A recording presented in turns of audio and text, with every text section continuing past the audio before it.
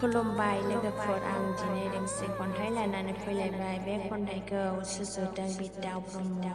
बे खन्थाइखौ आवरायगोन हेमानि बसुमतारी। खन्थाइनि मुं देग्लायनि बैसागुआव। दानिया बिथांनि खन्थाइखौ खोनासंलांदिनि।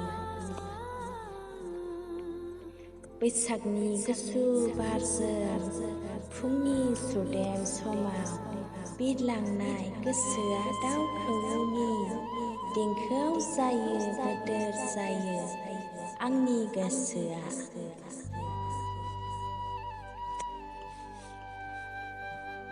फाग्लि बोथोराबो माब्लाबानो खौवौनि बरायनायाव माब्लाबानो सफैलायबाय हनै बैसागुआ। देग्लायनि रंजालि बैसागुआव मोजोमसे रंजागोन। नोंजों लोगोसे अनजालु खाम सिफुं जथा सेरजानि लोगोसे मिलौदों देंखो रोजाबगोन नोंखौ लाना सुजुनाय देंखो मेथाइ। गोदान बोसोरनि हांमा हांसानि नोंनि मुङावनो दानानै दोनखादों आं रजे।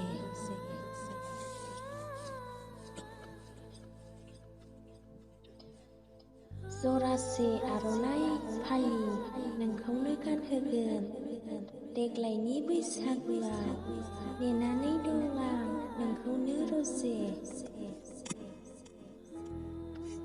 फुंबिलिनि सुदेम बारजों बारहां बिरहां सिखिरियाबो गोदै बिदै सोबदों। दाउमा दाउसाफ्राबो जरा लायै लायै रंजाबोदोंसै मिनि खुसि रंजादों हनै।